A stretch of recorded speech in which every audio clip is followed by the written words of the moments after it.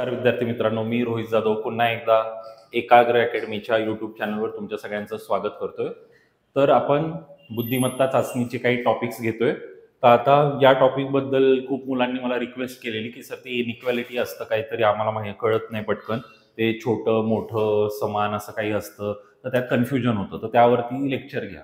तर त्यावरती लेक्चर घेत असताना डायरेक्ट क्वेश्चन घेतले तर मुलांना कन्फ्युजन होईल. त्यामुळे मी काय करतोय, पहिले 10 मिनिटं सगळं बेसिक शिकवतो आणि बेसिक शिकवून झाल्यावर मग त्या आधारित प्रश्न मी तुम्हाला या ठिकाणी सांगणार आहे.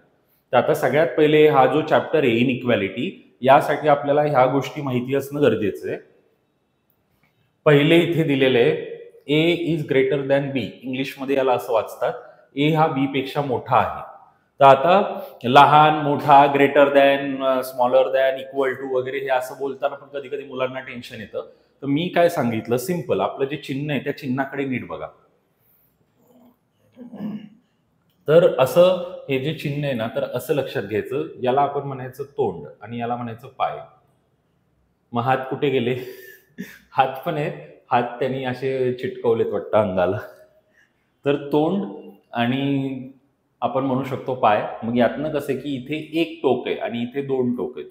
तर मग असं लक्षात घ्यायचं, दोन ज्या साईडला आहे ते मोठं आणि एक आहे त्या साईडला छोटं. म्हणजे याने फायदा काय होतो की आपल्याला साईन बघितलं की आपल्या डोक्यात येतं. आता जसं की मी ही साईन बघितली, बी कडे छोटं टोक, बी कडे एक टोक, छोटं टोक म्हणतोय, एक टोक म्हणजे बी छोटा आहे आणि ए कडे दोन म्हणजे ए मोठा आहे. असं इझी पडतं. ते ग्रेटर दॅन स्मॉलर दॅन बोलताना कधी कधी कन्फ्यूज होतं आणि डोक्यात काय काय कळत नाही. आणि त्याच्यासाठी हे समानार्थी चिन्ह आहे. आता हे समानार्थी चिन्ह कसं काय झालं, कारण हे काय म्हणतंय ए बी आणि त्यांनी असं दिलेलं आहे. मग याचा अर्थ काय, आता ह्या चिन्हामध्ये दोन चिन्हांना मिक्स करून बनवलेले, ए कडे एक तोंड आहे आणि बी कडे दोन तोंड आहे. म्हणजे याचा अर्थ ए छोटा आणि बी मोठा आणि इक्वल पण असू शकतो. पण ते काट मारली की अर्थ काय झाला, नसू शकतो. म्हणजे आता एक सिंपल गोष्ट लक्षात घ्या, डायरेक्ट तुम्हाला समजणार नाही, काही लोक कन्फ्युज होतील. तर बघा, ए हा बी पेक्षा मोठा आहे, ए हा बी पेक्षा छोटा आहे, ए आणि बी इक्वल आहेत, हे असे आपले नॉर्मल साईन असतात. आणि या साईन्सला कंबाईन करून आपण असे साईन बनवू शकतो, ए हा मोठा आहे किंवा इक्वल आहे, ए हा छोटा आहे किंवा इक्वल आहे. आता इथे या साईनमध्ये जसं मी बघितलं, आता या साईनमध्ये दोन पॉसिबिलिटी आहे. एक काय, ए हा बी पेक्षा छोटा, आणि दुसरी काय, ए आणि बी इक्वल. या साईनमधनं मला ह्या दोन गोष्टी कळतात. पण मी या साईनवर अशी काट मारली, तर काट मारलीचा अर्थ काय होतो, नॉट इक्वल, म्हणजे हे नाहीये. मग ए जर छोटा नाहीये तर मग काय झालं, ए काय मोठा, आणि ए इक्वल नाहीये म्हणजे काय, मग ए इक्वल पण नाहीये, ए छोटा पण नाही, म्हणजे ते काय मोठा. म्हणून ह्याला समानार्थी चिन्ह असं म्हटलं गेलेलं आहे. या चिन्हाचं समानार्थी चिन्ह. हळूहळू ऐका, जर तुम्हाला फास्ट वाटत असेल तर व्हिडिओची स्पीड थोडी कमी करून ऐका. लहान मोठा छोटा काय तर हे लक्षात घ्या. त्यामुळे आपण त्या चिन्हावरती गेम करतो. चिन्ह लक्षात घ्यायचं, असं लक्षात घ्यायचं, एक टोक दोन टोक. जसं तुम्ही म्हटले हात हात तिथे, असं लक्षात घ्या, ही दोन टोक म्हणजे मोठी साईड आणि ही छोटी साईड, असं लक्षात घेऊन आपल्याला करायचंय. आता हे काय, इक्वल, इक्वल म्हणजे समान आहेत, हे सगळ्यांना माहिती आहे. मग आपण समान आहे म्हणजे छोटा नाहीये मोठा पण नाहीये. या चिन्हांचं मी का दिलेलं आहे, कधी एक्झाम मध्ये आले तर अर्थ माहित असला पाहिजे. ए हा बी पेक्षा छोटा, कारण छोटी साईड म्हणजे छोटं ए कडे, ए हा बी पेक्षा लहान, लहान म्हणा छोटा म्हणा, लहान घ्या चला. आता मोठा ए आहे आणि इक्वल पण आहे, मोठा आणि समान, पण आता किंवा शब्द असतो. तर ही जी चिन्ह असतात ना, यामध्ये एक्झॅक्ट आपल्याला कळत नाही, 50-50 चान्स असतं. कारण हे काय सांगतं, मोठा पण असू शकतो किंवा इक्वल पण असू शकतो. आता तसंच ए छोटा पण असू शकतो, लहान पण असू शकतो आणि इक्वल पण असू शकतो. आता इथे काय दिलंय, छोटा नाही आणि त्याच्यावर काट मारलाय. मग छोटा नाही म्हणजे काय, मोठा असेल किंवा इक्वल असेल. मोठा नाही म्हणजे काय, छोटा असेल किंवा इक्वल असेल. इक्वल नाही म्हणजे छोटा पण असू शकतो आणि मोठा पण असू शकतो. तर मी तुम्हाला 1 मिनिटाचा कालावधी देतो. 1 मिनिटात हा तक्ता बघून घ्या. कोणाला वाटत असेल तर स्क्रीनशॉट काढा आणि नीट व्यवस्थित समजून घ्या, कारण यावरच पूर्ण चॅप्टर डिपेंड आहे. चला बघून घ्या.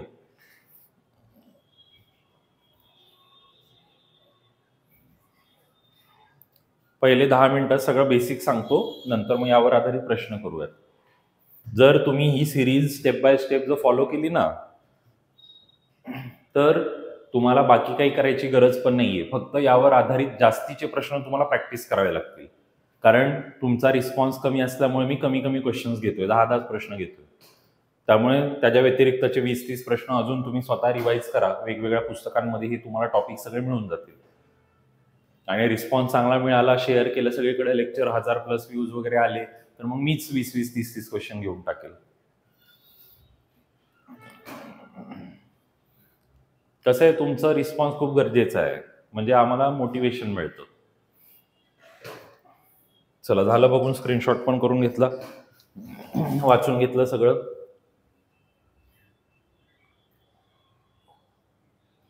आता हे पेज 4 आहे, कारण याच्यावरती मी तुम्हाला समजून सांगतो आता कसे प्रश्न येऊ शकतात. तर आता आपल्याला रिलेशन दिलेले आहे. समजा ए हा बी पेक्षा मोठा आहे, बी हा सी पेक्षा मोठा आहे, सी हा डी पेक्षा लहान आहे, डी आणि ई इक्वल आहेत, हे असं दिलेले. तर हे असे आपल्याला दिलेले असतील, तर याला आपण म्हणणार विधाने, म्हणजे स्टेटमेंट्स. ही अशी विधाने असतील. आणि मग त्यानंतर निष्कर्ष, कन्क्लुजन्स दिलेले असतील आपल्याला. तर आता इथे त्यांनी एक कन्क्लुजन दिलेले आहे, ए ग्रेटर दॅन सी, त्यानंतर समजा B greater than or equal to D, किंवा डी लेस दॅन बी, आणि समजा दिलेले बी ग्रेटर दॅन सी. असे हे 4 निष्कर्ष दिलेले. त्यातलं काय काय बरोबर आहे, सॉरी, हे तर मी चुकून लिहिलं, ई लिहायचं होतं ते ई. तर हे असे 4 दिलेले, त्यातलं काय काय बरोबर आहे, काय काय चुकीचं आहे आपल्याला ओळखायचं. मग कसं ओळखायचं? मग आता सगळ्यात पहिले कनेक्शन बघायचे. बी इथे कनेक्ट आहे, सी इथे कनेक्ट आहे, डी इथे कनेक्ट आहे. मग ह्यांची एक सिंगल चेन बनवून घ्यायची. मग आपण जर चेन बनवून घेतली, ए मोठा आहे बी पेक्षा, बी मोठा आहे सी पेक्षा, सी छोटा आहे डी पेक्षा, आणि डी आणि ई इक्वल आहेत, म्हणजे ही चेन बनली आपली. तर चेनमध्ये सगळे एकत्र आले. आता पहिलं दिलेलं आहे ए मोठा आहे सी पेक्षा. तर इथे आपल्याला हे दिसतंय ए, बी आणि सी. तर बीला जर मी इथून कट केला तर ही एकच चिन्ह आहे, आणि ते ए कडे मोठी साईड दाखवते, म्हणजे ए मोठा आहे सी पेक्षा, हे काय बरोबर आहे. म्हणजे जर हे फर्स्ट स्टेटमेंट असलं तर फर्स्ट स्टेटमेंट आपलं काय झालं, राईट झालं. आता दुसरं स्टेटमेंट आपण बघायला गेलो. आता दुसरं स्टेटमेंट बी आणि डीचे, बी आणि डीचे. तर इथे आपण लिहिलं बी कडे मोठी साईड आहे आणि डी कडे मोठी साईड आहे. तर ते म्हणतात की बी मोठा आहे किंवा इक्वल आहे डी पेक्षा. पण आता इथे बघा, सीला मी कट केला तर बी म्हणतोय मी मोठा, डी म्हणतोय मी मोठा, म्हणजे यांच्यामध्ये भांडण झालं. याला ऑपोजिट साईन कन्सेप्ट म्हणतात. ऑपोजिट साईन्स म्हणजे बी कडे पण मोठं डोकं आहे, डी कडे पण. मग बी म्हणतोय मी मोठा, डी म्हणतो नाही मी मोठा. मग काय, भांडण म्हणजे रिलेशन नाहीये. मग रिलेशन नाही म्हणजे समजा हा 2 आपला असेल तर ह्याच्यामध्ये रिलेशन म्हणा नाही. आता डी आणि बी म्हटले, आता बी डीच बनत नाही तर डी बी कसं बनेल, म्हणजे हे पण नाही बनणार. याला मी काही चेकच केलं नाही का, कारण ऑपोजिट साईन जर आले ना तर कुठलंच रिलेशन बनत नाही. आणि आता जर समजा हे मला विचारलं बी आणि ईच, तर आता बी पासून ई पर्यंत मी जर गेलो तर आता बी लिहिला, सी, डी आणि ई, तर याचं रिलेशनच बनणार नाही का, कारण जर मी सी आणि डी ला कट केलं तर माझी अशी चिन्ह आहेत, तर हे एकमेकांच्या विरुद्ध चिन्ह आहेत. मग परत एकदा बी म्हणतोय मी मोठा, ई म्हणतोय नाही रे मी मोठा, म्हणजे रिलेशन बनणार नाही, म्हणजे हे पण कट झालं. म्हणजे याच्यामध्ये फक्त एक उत्तर आपलं आलं, एकच निष्कर्ष आपला बरोबर आला. मग आता हे रिलेशन बनणार नाही, हे कसं काय कळतं आम्हाला, तर साईनवरून आपल्याला बघावं लागतं. मग आता तुम्हाला याच्यासाठी काही मी नियम सांगतो. तर पहिला नियम काय असतो बघा, आपल्याकडे असे सायन्स असतात. तर ही 5 प्रकारचे सायन्स आपल्याकडे असतात. तर पहिला प्रिफरन्स म्हणजे आपण त्याला मराठी म्हणतो प्राधान्य. प्राधान्य द्यायचं या किंवा या चिन्हाला फर्स्ट. सेकंड प्राधान्य द्यायचं या अशा चिन्हांना, आणि सगळ्यात शेवट प्राधान्य द्यायचं इक्वलच्या चिन्हांना. प्राधान्य म्हणजे प्रिफरन्स. म्हणजे याचा अर्थ काय की जर असं आलं असतं ए, बी आणि सी असं असतं, आता हे 2 चिन्ह आहेत माझ्याकडे, तर याच्यामध्ये ए आणि सीचं रिलेशन काय असतं, तर हे असतं, कारण प्राधान्य याला द्यायचं. तर मुलांना कधी कधी हे समजत नाही, प्राधान्य म्हणजे काय, प्रिफरन्स. पण सर हे चिन्ह पहिलं होतं मग हे दुसरं, मग तुम्ही याला का मानलं, कारण हे चिन्ह आपल्याला 100% रिझल्ट सांगतं, आणि ही चिन्ह जी असतात ही 50-50 वाली चिन्ह असतात, त्यामुळे यांना आपण नंतर घ्यायचं. हे लक्षात घ्या. हे 100% वाले, त्यामुळे त्याला पहिले घ्यायचं. आणि दुसरा नियम काय असतो? विरुद्ध चिन्हे.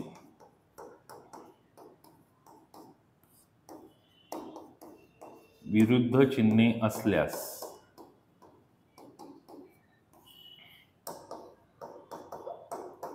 कोणतेच नाते बनत नाही, म्हणजे कोणतेच रिलेशन बनत नाही. जे की उदाहरण इकडे दिलेलं आहे हे तुम्ही बघू शकता, यामध्ये दिसतंय. विरुद्ध चिन्ह असल्यावर कुठलंच रिलेशन बनत नाही. प्राधान्याचा क्रम पहिले त्या चिन्हांना, दुसऱ्या यांना इक्वलला सगळ्यात शेवटी प्राधान्य द्यायचं. विरुद्ध चिन्ह असल्यास कोणतेच रिलेशन बनत नाही, हे लक्षात ठेवायचं. सुरुवातीला टेन्शन येईल, काय कळत नाही, काय सांगतायत, हे सगळ्यांच्या बाबतीत होतं. सगळ्यांची ही रिॲक्शन असते स्टार्टिंगला. 2 प्रश्न झाले की मग असं असतं, अरे सगळं येते, कारण उत्तर बरोबर यायला सुरुवात होतं. थेरॉटिकल वाचायला गेलो ना की कन्सेप्ट कळायला जरा टेन्शन येतं, पण प्रॅक्टिकली करायला घेतलं की येऊन जातं.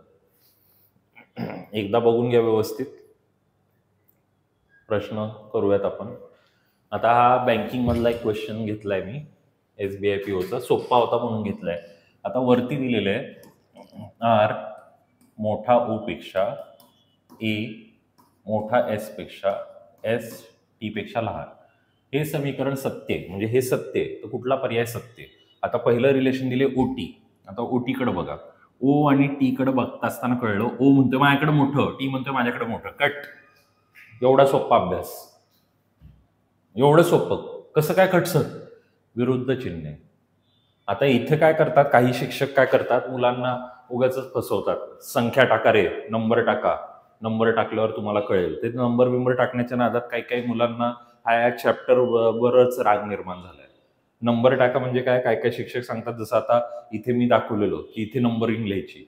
ए ला 5 माना, म्हणजे असं ए ला 5 माना, मग ए पेक्षा बी लहान आहे, मग बी झाला 4, मग बी 4 आहे, मग सी त्याच्यापेक्षा मोठा आहे, सॉरी सी त्यापेक्षा लहान आहे, मग सी ला 3 माना. मग आता डी त्याच्यापेक्षा मोठा आहे. आता डी त्याच्यापेक्षा मोठा आहे, तर इथं मुलगा फसतो. मग डी त्याच्यापेक्षा मोठा आहे, तर मग डी 4 आहे, 5 आहे, 6 आहे, का 7 आहे, 8 आहे, 9 आहे, 10 आहे, मला काय माहिती. आणि एखादा मुलगा म्हणेल की एकने कमी असं कुठं सांगितलंय. जर तुम्ही ए ला 5 म्हणताय, तर मग बी ला तर मी 3 पण म्हणेल, 2 पण म्हणेल, 5च्या पेक्षा खाली काही पण येईल. आणि आता डी आणि ई इक्वल आहे, पण डी चीच व्हॅल्यू माहित नाही, तर ई ला कसं काय इक्वल करू? मग आता एखाद्याने डी ला 6 मानलं, तर मग ई पण त्याचा 6 येईल. मग तसं बघायला गेलं तर ए पेक्षा आपला हा काय येईल, डी मोठा येईल. पण जर मी 5 पकडलं तर कसं काय मोठा येईल? 5 पकडलं तर इक्वल येईल, 4 पकडलं तर लहान येईल. मग हाच तो खेळ आहे. म्हणून नंबर बिंबर तसला टाइमपास आपण करत नाही, डायरेक्ट चिन्हांवरून सॉल्व्ह करायला घेतो. चला, तर मग पहिलं तर काय बनणार नाही. दुसरं SR. SR ला बघितलं आता. ROAS दिसतंय चिन्ह. कोणाकडे मोठी साईड आहे? आर कडे. इथे कोणाकडे मोठी साईड आहे? आर कडे. झाला, संपला खेळ. एवढं सिंपल आहे. मला तेच कळत नाही, शिक्षक मुलांना सोपं करून द्यायला आहेत का घाबरवायला आहेत? काय काय शिक्षक एवढं मोठं त्यांच्या समोर आणतात लिहून, एवढं फसवतात की मुलगा शेवटी डिप्रेशनमध्ये. त्याला वाटतं काहीतरी अवघड. अरे इझी करून दाखवा ना मुलांना, एवढं सोपं आहे ते. आता टी आहे, टी कडे कुठली साईड आहे? मोठी. टी कडे मोठी साईड आहे, पण ए रडतोय, ए म्हणतोय नाही मी मोठा, ए कडे मोठी साईड आहे. नाही बनणार, ऑपोजिट साईन. SO बघा, O, A आणि S प्राधान्य याला देणार. सॉरी, हे रिलेशन बनलं पाहिजे. इथे तर हे दिलेले, चूक झालं. चेक करा एकदा. थोडं थ्रोट इन्फेक्शनचा प्रॉब्लेम होतोय, चेक करून घ्या. काय डाऊट आहे का सांगा, पाणी पितो तोपर्यंत.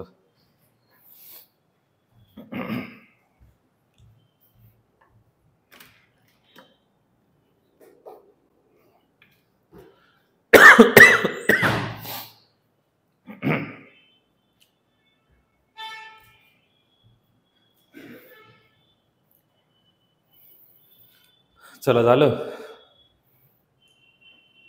बघा कसं आहे की काही प्रॉब्लेम आले तरी आपण ही सिरीज कंटिन्यू ठेवतोय. हेल्थचा इश्यू असेल, काही असेल, कारण आपल्याला असं वाटतंय की जे काही बघतात डेडिकेटेडली त्यांची सिरीज मिस नको व्हायला.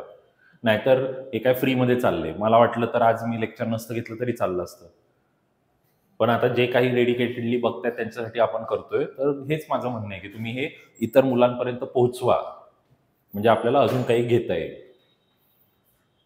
चला आता दुसरा क्वेश्चन मध्ये काय म्हणतात, याला उलट केलेलं आहे आपण, की हे विधान एम हा आर पेक्षा मोठा आहे हे संबंध दाखवत नाही म्हटलेलं, म्हणजे हा संबंध दाखवत नाही असं वाला प्रश्न आहे.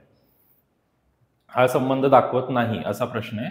तर मग आता एम आर पेक्षा मोठा कुठे कुठे दिसतंय? एम कडे मोठी साईड आहे, दिसतंय. आपल्याला नाही विचारलंय म्हणजे हे तर झालं. एम आणि आर, एम कडे मोठी साईड आहे, दिसतंय, म्हणजे हे पण बरोबर आहे. इकडे एम कडे मोठी साईड दिसते, बरोबर आहे. इथे गेलं कारण एम कडे छोटी साईन दिसते. एवढं सोपं आहे. काहीच उगाच टेन्शन घेऊन काय पण करायची गरज नाही. आणि प्राधान्यक्रमवाला कन्सेप्ट आता तुम्हाला कळला असेल. आता बघा पहिल्यामध्ये काय आहे, एम पी क्यू आणि आर, पण हे पी आणि क्यू आपण कट मारले, मग एम इज इक्वल टू आणि हे साईन राहिले, पण प्राधान्य आपण यांना देतो म्हणजे हे बरोबर आहे. दुसऱ्यामध्ये M P Q R, P आणि क्यू ला कट मारला, एम कडे मोठी साईड, प्राधान्य या चिन्हाला देतो आपण म्हणजे बरोबर आहे. तिसऱ्यामध्ये पण सेम, आर क्यू पी आणि एम, क्यू आणि पी ला कट मारला, आर ह्या साईन आहेत, प्राधान्य याला देतो. मग काही जण म्हणते चुकीचं आहे. चुकीचं नाही, आर कडे छोटी साईड, आर कडे छोटी साईड बरोबर आहे. मग कुठला चुकीचा आहे ते विचारलेलं, मग चौथा आहे, झालं. एवढं इझिली असतं, काहीच टेन्शन नाही. हे दोन क्वेश्चन मी बँकिंगमध्ये घेतलेले, कारण पहिले हे प्रश्न ना बँकिंगमध्ये यायचे, त्याला मी मराठी करून घेतलेले, आणि मग नंतर हे प्रश्न यायला लागले कंबाईन आणि राज्यसेवेला. कंबाईनपेक्षा राज्यसेवेला याचं प्रमाण जास्त होतं. माझ्या पीपीटी मध्ये सगळे आयोगाचे क्वेश्चन्स मी इन्क्लूड केलेले, आणि आयोगाने असा प्लॅन केला की क्वेश्चनची लेंथ वाढवण्यासाठी याला आपण काय म्हणतो, कोडेड इनइक्वॅलिटी, म्हणजे कोडिंग केली त्याच्यामध्ये. बघा सगळे आयोगाचे प्रश्न आहेत तिथे आपल्याकडे. मी काही काहींमध्ये लिहिलेलं पण आहे, हा राज्यसेवा 14ला आलेला आहे, हा पण आयोगाचा प्रश्न आहे. काही काही ठिकाणी नाही लिहिलेले, पण बाकी ठिकाणी पण काही लिहिलेलं दिसेल तुम्हाला पेपर्समध्ये हे सगळे पाहायला मिळतील. आता काय याच्यात वेगळं, एकदा बघा बरं, वाचा, मग सॉल्व्ह करू आपण.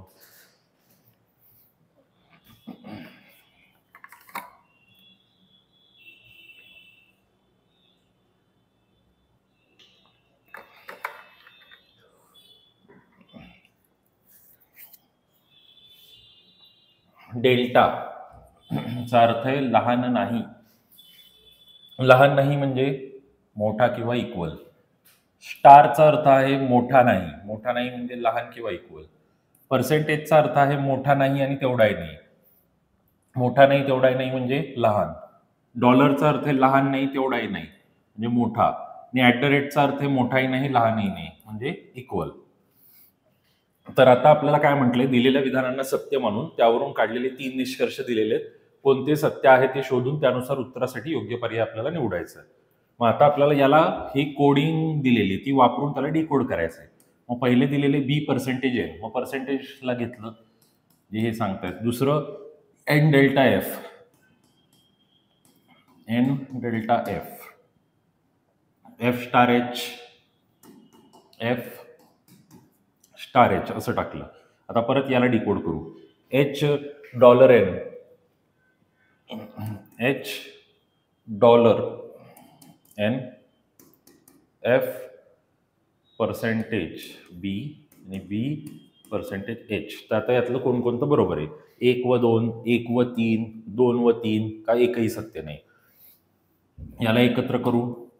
बी एन एफ आणि एच.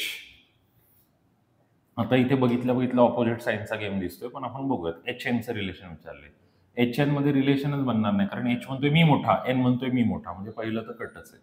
पहिलं कट आहे म्हणजे फक्त 1 आणि 3 कट झालं, फक्त 1 आणि 2 कट झालं, म्हणजे आता 2च ऑप्शन आपल्याकडे राहिले. आता दुसरं एफ बी.